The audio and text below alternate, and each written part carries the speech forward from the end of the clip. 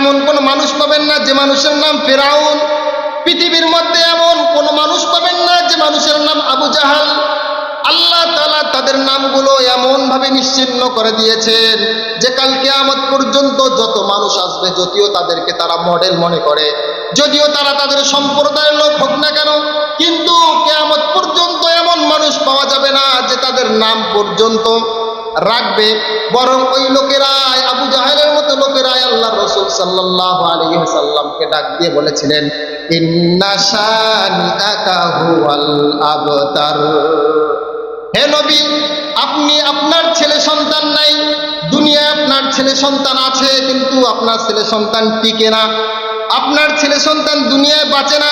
ইন্না শানিআকা হুয়াল আবতার, আপনি এমন হয়ে যাবেন লেজ কাটার মতো। জোরে বলেন নাউজুবিল্লাহ।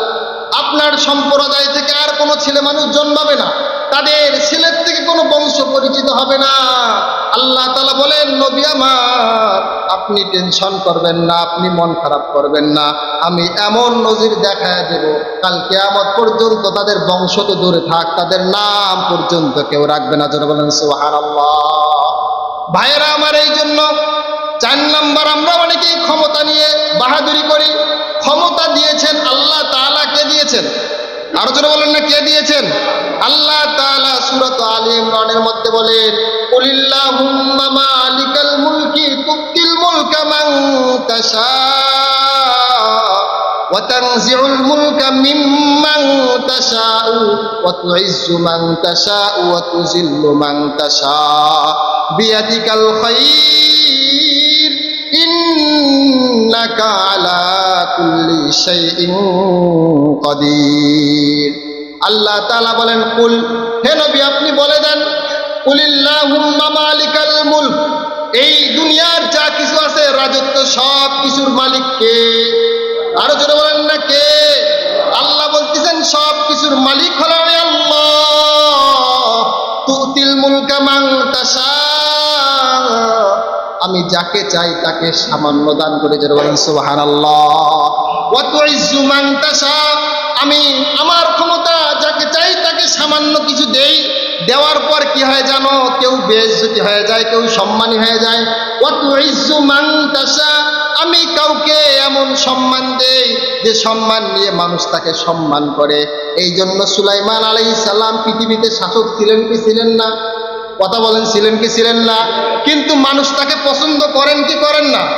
ফিরআউন এই জমিনের মধ্যে শাসক ছিলেন, মুসা আলাইহিস সালামও এই জমিনকে মানুষের মাঝে পরিচালনা করেছেন, সুলাইমান আলাইহিস সালামও শাসক ছিলেন। কিন্তু ফিরআউনের নাম মানুষ শুনলেই তাকে বদদোয়া দেয়, মুসা আলাইহিস সালামের নাম শুনলেই দোয়া দেয়, সুলাইমান আলাইহিস সালামের নাম শুনলেই দোয়া দেয়।